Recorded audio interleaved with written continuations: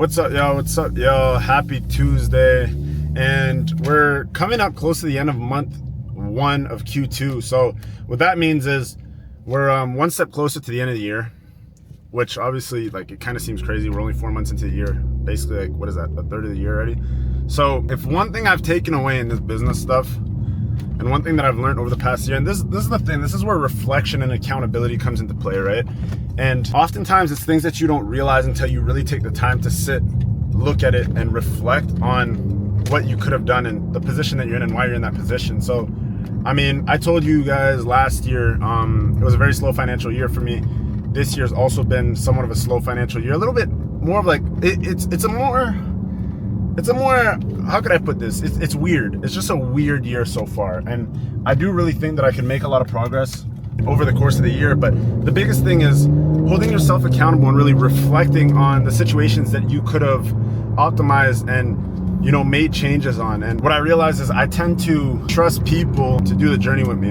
And what ends up happening when you do that is you realize, like, everybody has their own goals and aspirations, and not everybody shares the exact same vision as you. Everybody has a vision for themselves.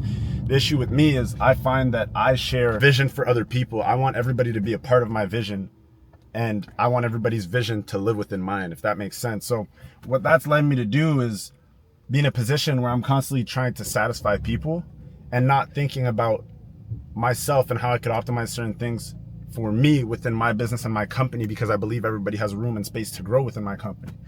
Now, that's really just put me down a path of standing that even though some decisions need to be made sometimes that are difficult decisions, you have to make them for the better of, you know, your company, your business, and your team.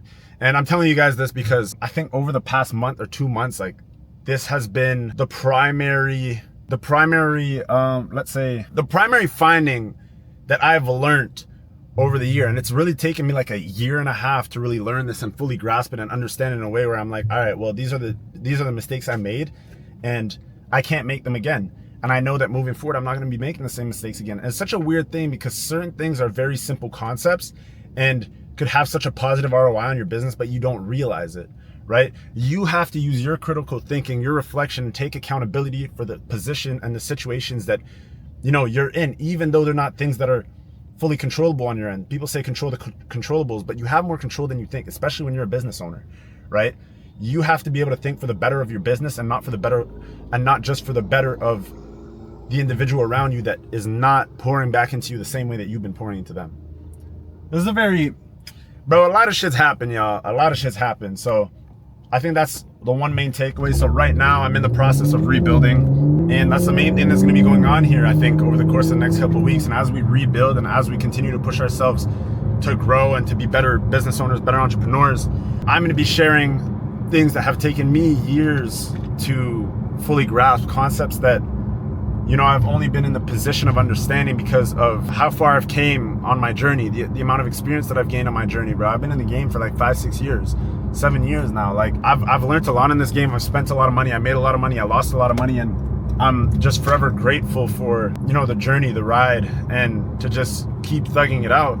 So main takeaways are, they just, in every situation, like, use your brain, bro. Keep thugging it out. Things that you might not want to do, you might have to do.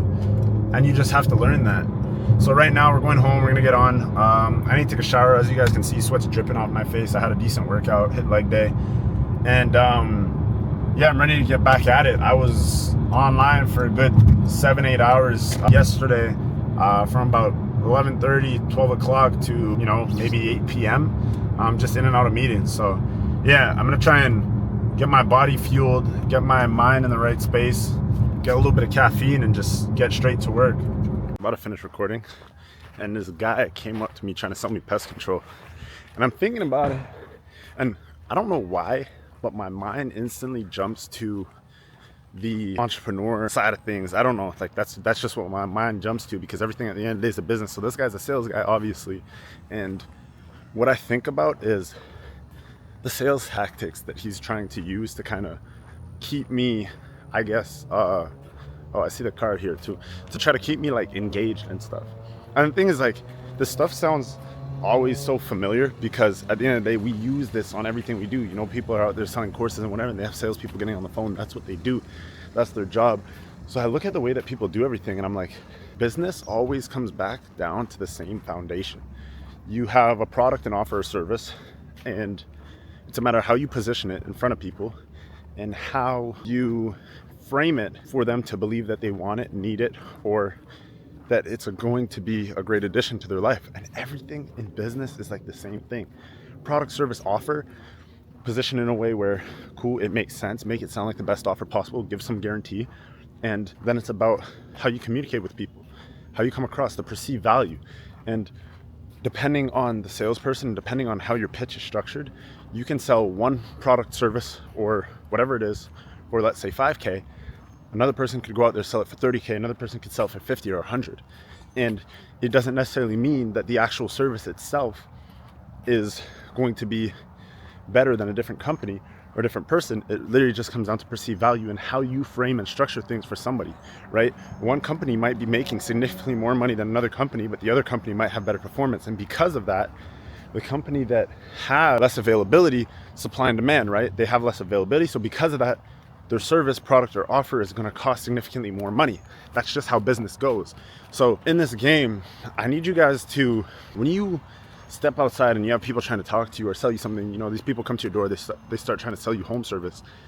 As opposed to brushing these people off and slamming the door in their face, think about how these offers and services are structured, and think about how you can implement some of the strategies that these companies, because mind you, these companies have people going door to door and have cars with their business name on it or whatever. They've either got a decent amount of funding, they made money somewhere somehow, and they're obviously doing some sort of revenue.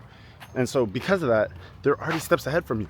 So what I want you guys to do is next time somebody comes to your door or calls you on the phone, cold calls, whatever, and is trying to sell you a product or service, whatever it is, I want you guys to really listen in onto what these people are offering, how they're pitching this stuff, and figure out how you can apply this stuff to your own offers, right?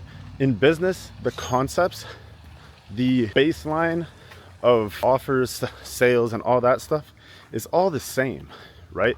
It doesn't matter what you're selling or what you're offering. It comes down to how you structure it and how you frame it. So yeah, I think that's the one takeaway from just now. Like, it's crazy because I think about this stuff all the time on a regular basis. Like, I see people come up to me and I'm like, damn, this sounds so familiar, but it's a completely different industry. So you could go out and literally sell anything to anybody for the most part. Granted that you're obviously able to provide the service. So right now, because that's like a little bit more of a manual labor service, and there's probably less behind needing the experience to be able to offer that service, you could probably easily find some people that are going to do it, right? I heard of somebody that sold off a pest company for like millions.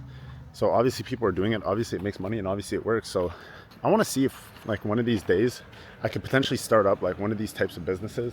I do want to make a lot more progress currently with the e-com agency and our brand portfolio, but it is something that would be potentially an interesting project to invest some time and energy into. So yeah, I mean, let me know in the comment section down below if you guys want to see me start some, I don't know, some fucking random company.